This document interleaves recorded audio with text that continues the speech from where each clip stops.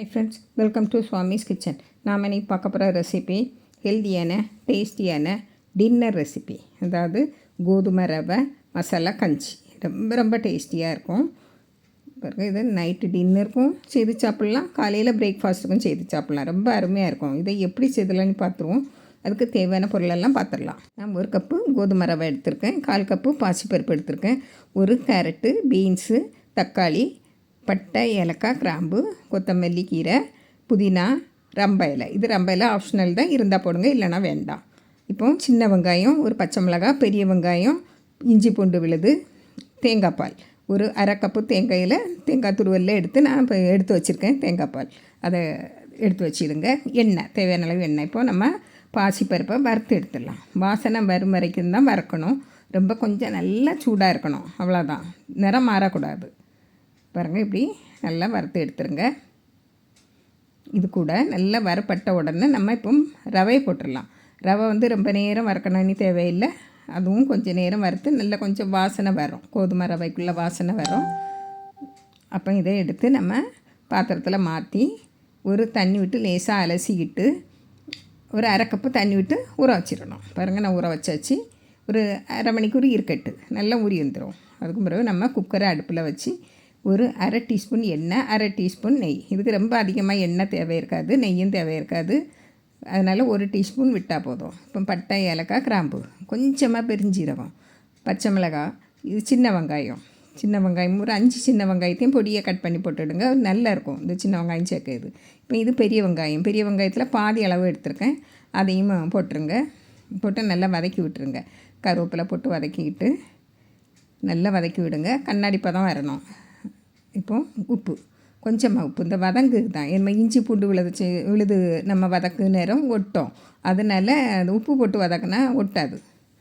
பாருங்கள், இப்போது இஞ்சி பூண்டு விழுது போட்டுருங்க. 1 டீஸ்பூன் போடுங்க, அதுக்கு மேலே வேண்டாம். இப்போ அதையும் போட்டு நல்லா வதக்கி விட்டுருங்க. நல்லா பச்சை வாசனை போகணும் இஞ்சி பூண்டு விழுதுக்குள்ளே. போட்டுட்டு ரம்ப இலை ஆப்ஷனல் தான், மல்லிக்கீரை, புதினா இலை போட்டு நல்லா வதக்கி விட்டுருங்க. நல்ல பச்சை வாசனை போட்டு இப்போ ஒரு சின்ன தக்காளி, அதாவது மீடியம் சைஸ் தக்காளியை பொடியை கட் பண்ணி போட்டிருக்கேன், அதையும் போட்டு நல்லா வதக்கி விடுங்க.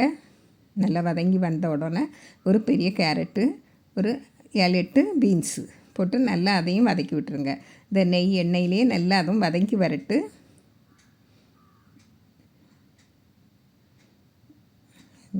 நல்லா வதங்கி வரட்டு, அப்படின்னா தான் நல்லா டேஸ்ட்டாக இருக்கும் அந்த காய் சாப்பிட சமயம். இப்போ இதுக்கு தண்ணி விட்டுடலாம்.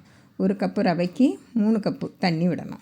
நம்ம ஏற்கனவே 1/2 கப்பு தண்ணி விட்டு ஊற வச்சோம், அதையும் இதையும் சேர்த்து 3/2 கப்பு தண்ணி. இப்போ உப்பு பார்த்து உப்பு போட்டுருங்க. மொத்தத்தில் 1/2 டீஸ்பூன் உப்பு ஆகும். பாருங்கள், இப்போ மூடி வச்சுருங்க. நல்லா கொதி வரட்டு. இப்போ இதுக்கடையில் கேரட்டு, பீன்ஸ் எல்லாம் கொஞ்சம் ஓரளவுக்கு நல்லா வெந்துடும். பாருங்கள், இப்போ நம்ம ஊறின ரவையை போட்டுருவோம். அந்த தண்ணியோடையே விட்டுருங்க. பாருங்கள், இந்த ரவை நல்லா குழைவாக வரணும் இல்லையா, அதனால். பாருங்கள், இப்போ நல்லா கிளறி விட்டுட்டு உப்பு எல்லாம் பார்த்துருங்க. பார்த்துட்டு கொஞ்சம் ரொம்ப தூக்கலான இருக்கணும்னு வேண்டாம், ஓரளவுக்கு சரியாக இருந்தாலே போதும். இப்போ நல்லா கொதி வந்துட்டு, நல்லா கொதி வந்த உடனே குக்கரை மூடி வச்சுருங்க. மூடி வச்சு விசிலை போட்டுருங்க. நல்லா ஹை ஃப்ளேமில் ஒரு விசில் வரட்டு. ஒரு விசில் வந்த பிறகு நீங்கள் ஸ்லோ ஃப்ளேமுக்கு மாற்றி 2 விசில் போட்டுவிட்டு அப்படியே ஆஃப் பண்ணிடுங்க. ஆஃப் பண்ணிவிட்டு அந்த ப்ரெஷரெல்லாம் அடங்கின பிறகு நீங்கள் திறந்து பாருங்கள். ப்ரெஷர்லாம் அடங்கிட்டு நல்லா அடங்கின பிறகு திறந்து பாருங்கள். நல்லா நல்லா கம்மணி வாசனையாக இருக்குது. அடி பிடிக்காது. தண்ணி அளவு கரெக்டாக இருக்கணும். இங்கே பெரிய ரவையாக இருந்தேன்னா கூட ஒரு 1/2 கப்பு தண்ணி விட்டுடுங்க. இப்போ நம்ம எடுத்து வச்ச தேங்காய் பால், அதாவது 1/2 கப்பு தேங்காய் துருவலில் எடுத்து வச்ச பால். இங்கே இதை சொல்ல மறந்துட்டேன், பெரிய ரவையாக இருந்தால் கூட கொஞ்சம் தண்ணி விட்டுவிடுங்க. கூட 1 கப்பு வரைக்கும் தண்ணி விடலாம் பெரிய ரவையாக இருந்தால். பாருங்கள், நல்லா அந்த தேங்காய் பாலோட ஒரு கொதி தான் வரணும், ரொம்ப நேரம் கொதிக்கக்கூடாது. அப்படின்னா அந்த தேங்காய் பால் வாசனை போயிடும். பாருங்கள், இப்போ கொத்தமல்லி கீரையை தூவி பரிமாறிடலாம், நம்ம இறக்கி வச்சிடலாம். பாருங்கள், நல்லா கிளறி விட்டுருங்க, அடி பிடிச்சிடக்கூடாது. இப்போ நம்ம இறக்கிடலாம். நான் இறக்கியாச்சு. பாருங்கள், இந்த பக்குவத்தில் இருக்கணும். நல்லா ஆற ஏறுவோம். இப்போ நம்ம சூடாட்டு குடிக்க ரொம்ப டேஸ்ட்டாக இருக்கும். பாருங்கள், இதே பக்குவத்தில் இருக்கணும். நம்ம குடிச்சதுக்கு நீங்கள் கெட்டியாட்டும் வைக்கலாம், நம்ம எடுத்து சாப்பிடுறது போலேயும் வைக்கலாம். ரொம்ப அருமையாக இருக்கும். இதே மாதிரி நீங்களும் செய்து பாருங்கள். பிடிச்சிருந்தால் லைக் பண்ணுங்கள், ஷேர் பண்ணுங்கள், கமெண்ட்ஸ் பண்ணுங்கள். மறக்காமல் சப்ஸ்கிரைப் பண்ணுங்கள். தேங்க்யூ.